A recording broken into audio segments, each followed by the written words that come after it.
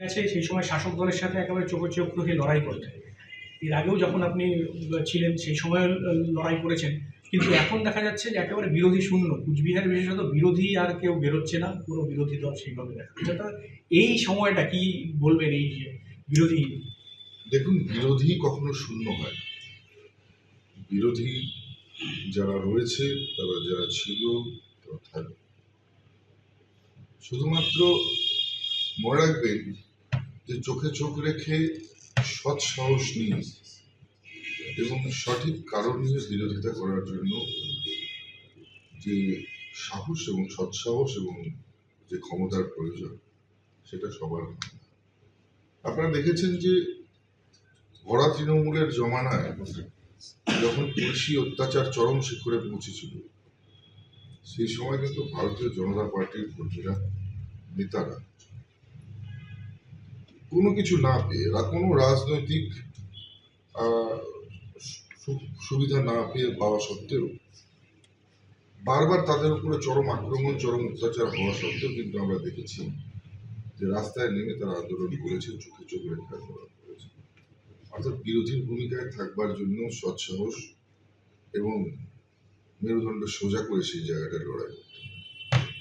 কিন্তু আজকে দেখুন, যারা এতদিন ধরে শাসক দলে থাকলো, লাস্ট 15 বছর ধরে, তাদের মানে বিরোধিতা করা বা আন্দোলন করা, চোখে চোখ রেখে লড়াই তো দূরে থাক, তারা মুহূর্তের মধ্যে তারা যেন ময়দান ছেড়ে পালিয়ে একেবারে মানে তারা কতটা দুর্বল বা কমজোর, কতটা সুবিধাভোগী, সেটা প্রমাণ করে দিয়েছে। তো স্বাভাবিকভাবেই আমি বলবো যে এখনো তারা আছে, কিন্তু কোথাও লুকিয়ে আছে, সৎসাহস হচ্ছে না সামনে এসে বিরোধিতা করবার। তো নিশ্চিতভাবে আমরা চাইবো যে থাক না, বিরোধী থাক, অসুবিধা কোথায়? আমাদের কাজের ভুল ত্রুটি যদি হয়, আমাদের সঙ্গে যদি বিভিন্ন মতাদর্শের বিরোধ থাকে, তারা আন্দোলন করুক, আমরা জায়গা করব। তারা আন্দোলন করবার জায়গা না পেলে আমরা দেব, মাইক বাঁধবার জায়গা না পেলে আমরা তাদেরকে জায়গা করব, মঞ্চ বানাবার জায়গা না হলে আমরা মঞ্চ করব।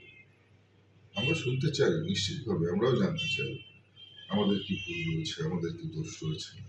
কাজ করতে গিয়ে নিশ্চিতভাবে যারা শাসক দলে থাকে তাদের কোথাও কোথাও দোষ ত্রুটি ভুল হতেই হয়, সেটা শুনতে নেওয়ারও সুযোগ লাগবে। তাই আমরা শুনতে চাই বিরোধীদের কাছে।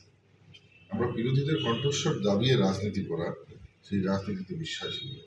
আমি নিশ্চিতভাবে বলছি, আমি নিজে বলছি, কোথাও যদি বিরোধীরা কোনো জায়গায় ভয় পেয়ে থাকে, কোনো জায়গায় গিয়ে যদি তারা তাদের মধ্যে কোনো সংশয় থাকে, তারা আসুক আমার কাছে, আমি তাদেরকে মিটিং মিছিল করবার পারমিশন করে দেব, তাদেরকে মঞ্চ বাঁধবার জায়গা করে দেবো।